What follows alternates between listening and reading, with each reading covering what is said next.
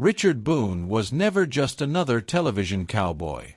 Born Richard Allen Boone on June 18, 1917, in Los Angeles, he carried a name tied to American legend as the great-grandson of frontiersman Daniel Boone, a lineage that seemed to foreshadow the authority and grit he would one day bring to the screen. But Boone's journey to stardom was anything but predictable. He studied drama at Stanford University, immersing himself in literature and philosophy, long before Hollywood ever took notice. Then came World War II.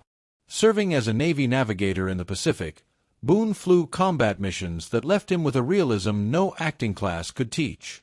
When he later trained at the Actors Studio under Lee Strasberg, he fused discipline with lived experience, creating performances that felt weathered, intelligent, and unmistakably authentic. That authenticity reached its peak in 1957 when Boone became Paladin in Have Gun, Will Travel.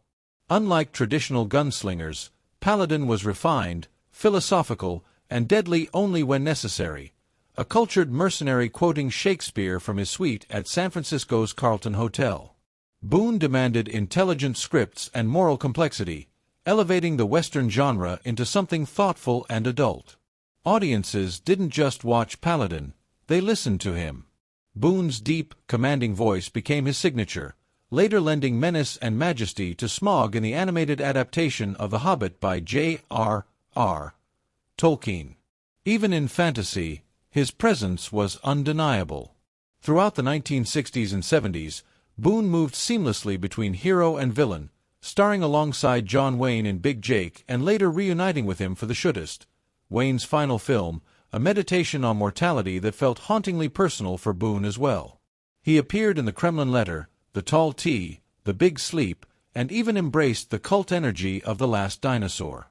On television, he reinvented himself again in Heck Ramsey, playing a former gunfighter turned forensic detective, proof that Boone was always drawn to characters who evolved.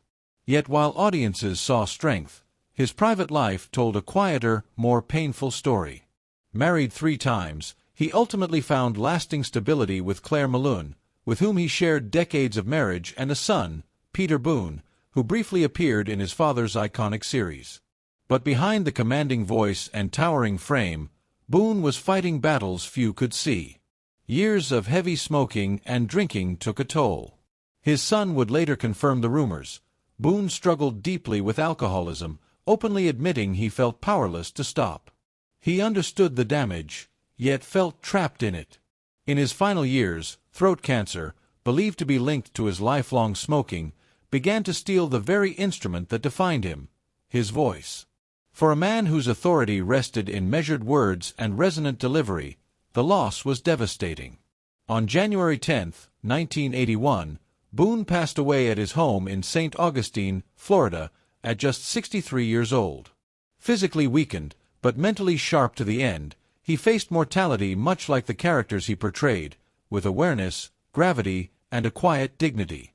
Richard Boone's legacy is more than westerns and powerful monologues.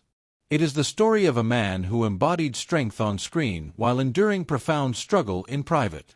A philosopher with a gun. A star with secrets.